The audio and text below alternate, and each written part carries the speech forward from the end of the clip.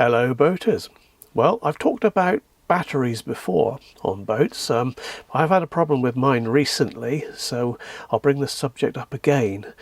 Most boats use lead acid batteries in one form or another, and as they age their performance deteriorates, and this is a steady process. It starts from day one really. They gradually, over time, they lose their capacity. So you might be getting nice healthy voltages out of them and everything would look okay, but your 200 amp hour bank of batteries will gradually decrease until it becomes unusable. And that's basically what happened to my batteries the other day. Now I've sorted the problem out now. I've got some new batteries fitted, so thank you very much to Susan and also Mike and Joe for helping me out on that. Much appreciated.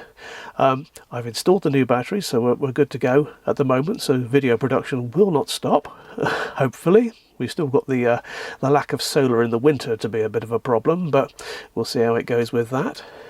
Anyway, yeah, my old batteries had depreciated so much that in the morning the solar would charge them, and within a very short time they were showing that they were fully charged.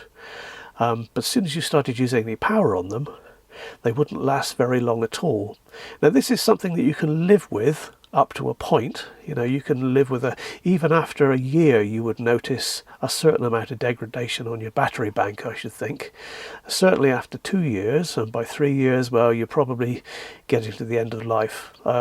You can live with reduced performance for a while, but sooner or later it gets to the point where you can't do anything, and the batteries are really a bit like the boat engine. They're the electrical heart of the boat. Without battery power, you've got no lights, you've got no water pump, no charging your phone up and all that sort of business, and certainly no laptop.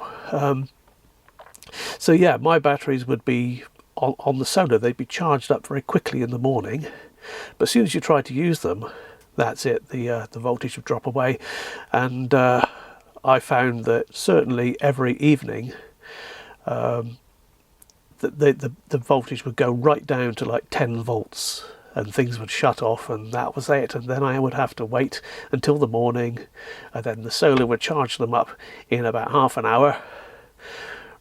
The voltages were looking healthy, but there's no capacity there, so it was time to replace the batteries. So here's a short video that I made just showing you just how much the voltage can drop when you draw some power from it. And this was measured on a dull day in the morning. The batteries were on charge from the solar, but the solar power was very, very low. And then you'll see me, I'll turn on a light, and that's just a simple LED light. That doesn't use very much power at all. That uses about 200 milliamps, so 0.2 of an amp. And you'll see the voltage just fall away dramatically. So let's go to that video right now. Got problems with my batteries now. I don't know if it's in focus, but the voltmeter says 12.7. And that's because the batteries are on charge at the moment, although it's very cloudy and not much light out there. It is on charge, but what happens when I turn on a light? You watch.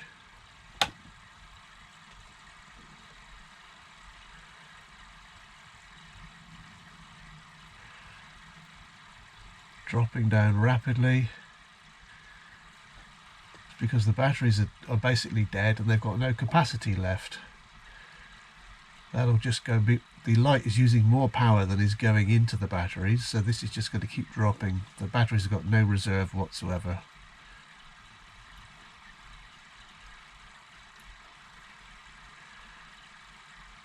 And basically power is just about unusable when it's like this. I'm going to turn the light off so as not to, and it will come straight back up. You watch. Oops, oh wait. Straight back up. It's a sign of very unhealthy batteries. So as you can see, that was a very dramatic drop of power. When it gets to that point, you can't live with the batteries. They're not really any good for anything, so it was time to replace them.